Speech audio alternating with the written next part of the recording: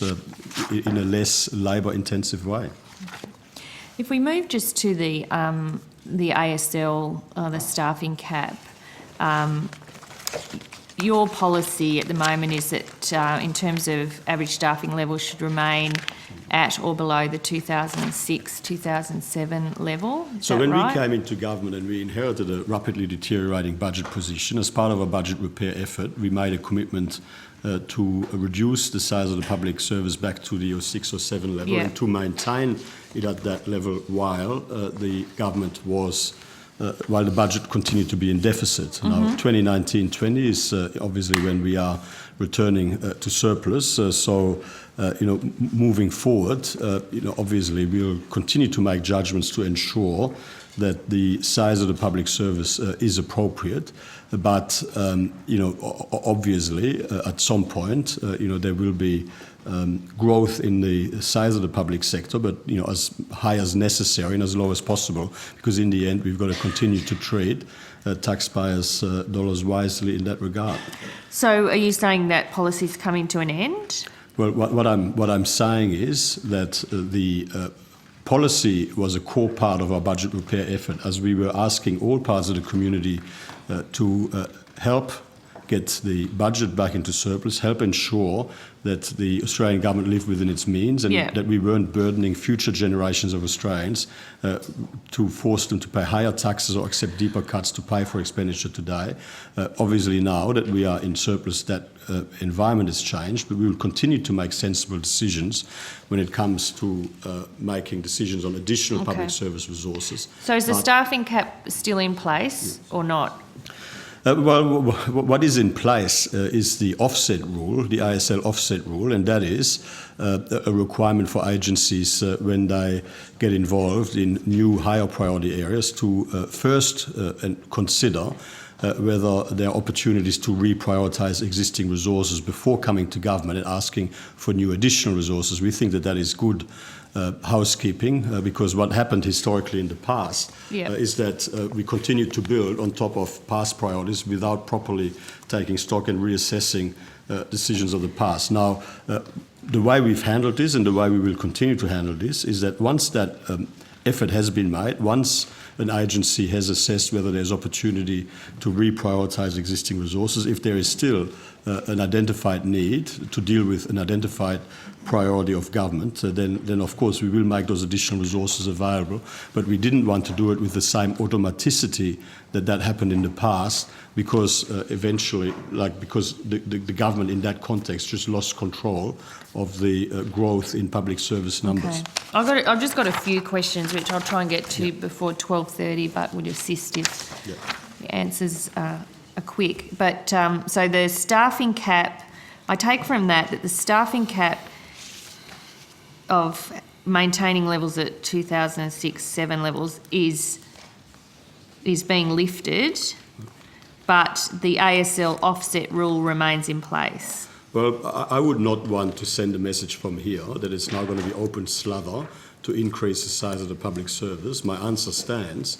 We will agree to increases in the size of the public service as high as necessary, as low as possible.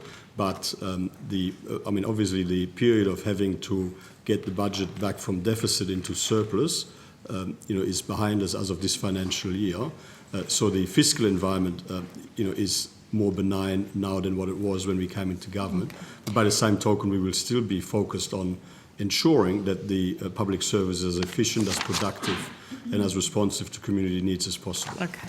So in terms of getting an exemption from the ASL rule at the moment, finance manages that? Well, the only way that something can come into the ERC room in terms of increased ASL is if I agree to provide an exemption, or if the Prime Minister agrees to provide an exemption. PM or finance, and that would presumably go through finance, through the initiative development process. So you would be, finance would be involved. So agencies would come to you and say, this is what we want to do, but we would need exemption from the ASL. Finance scrutinises any claims that agencies make on their behalf, and then provide advice on whether or not it is a legitimate and reasonable request that ought to be positively considered, or whether it is a try-on, which can also happen from time to time. I mean, noting that these come forward in the context of the costing process that finance manages. So could you tell me how many exemptions have been granted in the last financial year? I'd have to take that on notice. Will you take it on notice? Yeah. Okay. And the circumstances around the exemptions? Yep.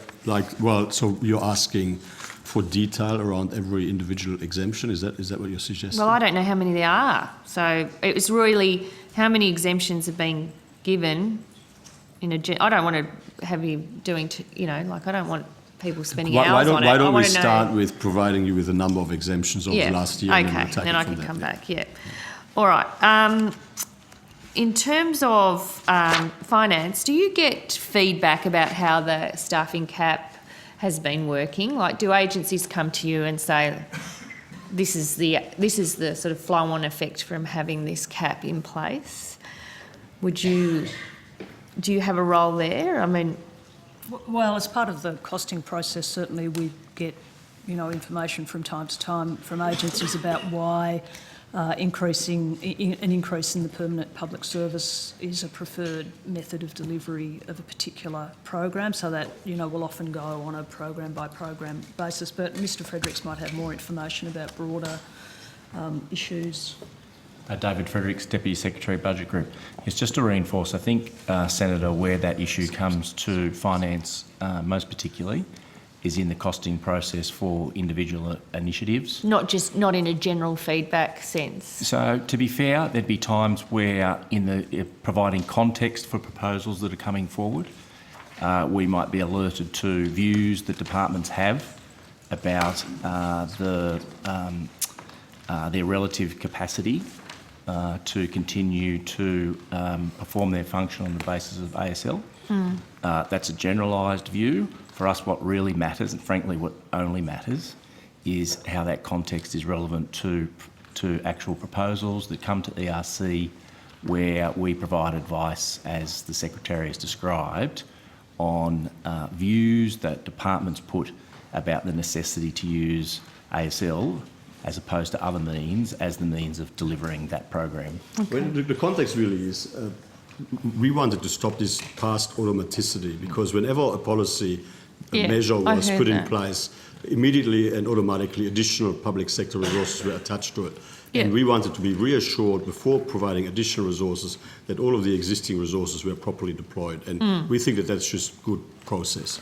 Yeah, I'm just trying to get a gauge on where you would go. Like, it's been put to me, if we take the CSIRO, for example, where a lot of their funding is externally funded and they've been asked to go out and get more external funding in order to do their business, that even in situations where a project is 100% externally funded, i.e. no call on the budget at all, that the CSIRO has had to say no to accepting that money because they would have to employ people to do the work, and that would breach the ASL numbers for their organisation. That's just wrong. I mean, I've seen... Is it? Because I've had a lot... Well, let me tell you, I think there's a union there trying to do a bit of myth creation. Well, no, it's actually not through the union. It's through people here.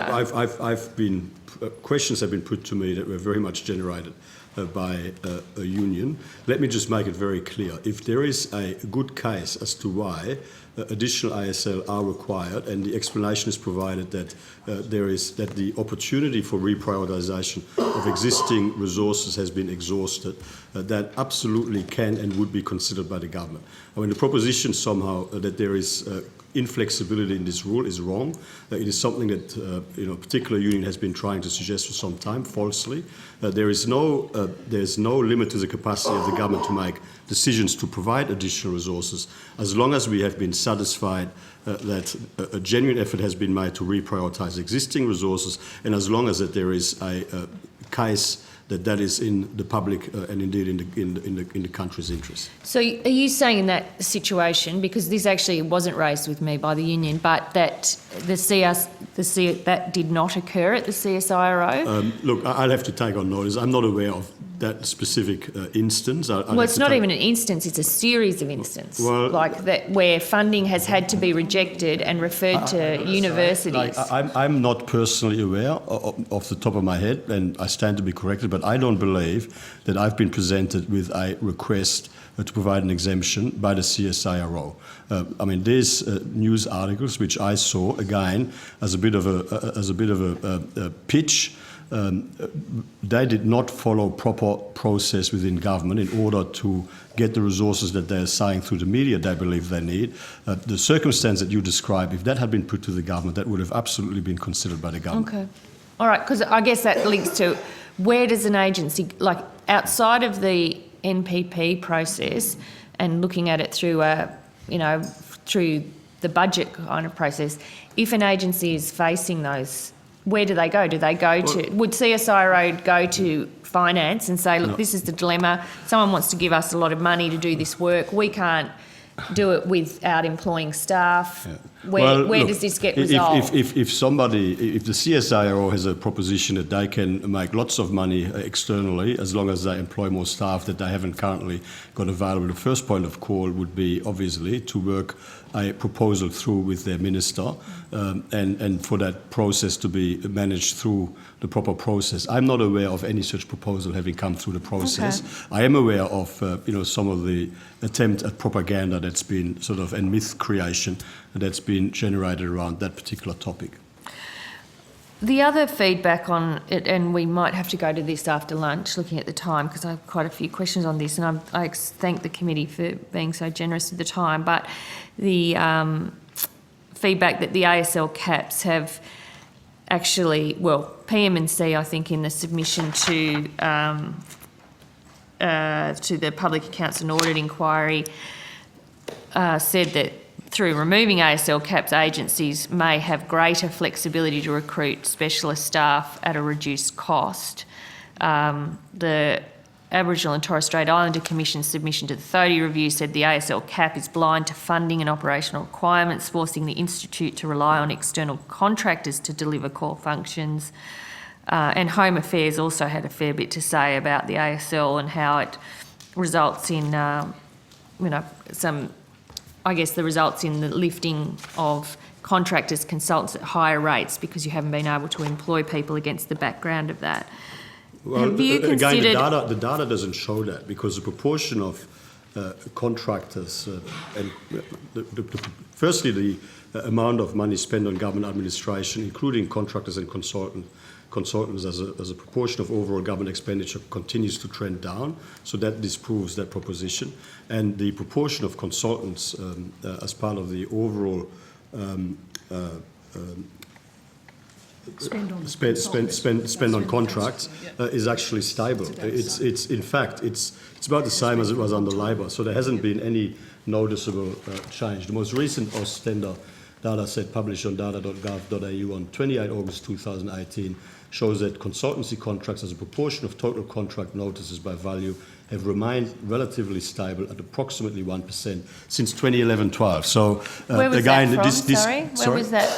What was the document you were quoting from? Senator, it's the most recent Ostender data set published on data.gov.au on the 28th of August 2018. And so again, this goes to myth creation and it's just not true. There's very good reasons why from time to time individual agencies would rely on contractors, and we've gone through this in the past where the need for additional support is temporary, or where there's particularly specialist skills that are required or whatever. It is more efficient to rely on contractors. But if individual agencies have a genuine need for additional permanent public service resources, there is a process within government for that to be considered and for these decisions to be made. But those agencies do have to demonstrate that they've made a genuine effort to reprioritise within their existing resources, and we believe that we have a responsibility to taxpayers to ensure that happens. Okay. So in terms of what's been put to me is distortions from having a staffing cap in place, you would say they don't exist, that you do not accept that the staffing cap has None of the data shows any distortions at all. In fact, it is actually showing that the measures that we've put in place are working as intended in improving the efficiency of government administration, because the cost of government administration, including the cost of the public service, including the cost of contractors, consultants, and travel, for that matter, as a proportion of overall government expenditure, continues to trend down, and it has consistently trended down during our period in government. But, and just to try and wrap, are we breaking at 12:30? We are. Yeah, yes. okay, so a wrap from this section of questioning is that the hard ASL cap that was put in place is you're lifting that, or you're providing more flexibility than you have in the past, but the offset rule remains. So agencies will need to continue to come with and seek approval for additional staffing, but that won't be a blanket no. It has never been a blanket no. I mean, firstly, we will continue to ensure that the size of the public service is fit for purpose and fiscally sustainable into the future. But obviously the fiscal environment has changed now that we've been able to bring the budget back from a deteriorating position that we inherited and a deficit position back into a surplus position. So obviously judgments into the future will be made in the context of increased fiscal flexibility. That doesn't mean that it's going to be open slather. We will continue to ensure that the size of the public service is as big as necessary and as small as possible, and as productive and as efficient and as responsive to community needs as possible. And in terms of how it's been working up to date, is it true that if an agency came with a NPP for consideration that needed additional labour, would they have? And so to get around the ASL, they have, as part of that process, will just employ consultants, contractors, as opposed to ASL.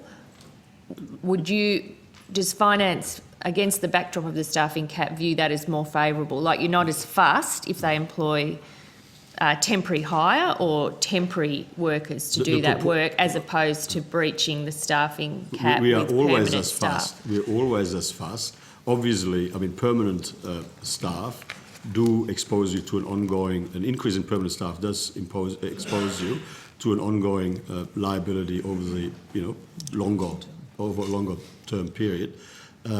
So from that point of view, you do take, like any business would, you do take much more seriously a decision to sign on a permanent liability, of course.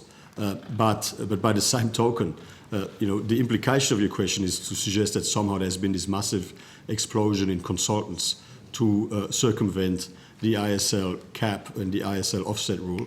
That is not true. That has not happened. We might come back to that after lunch, I reckon. Thank you. And I think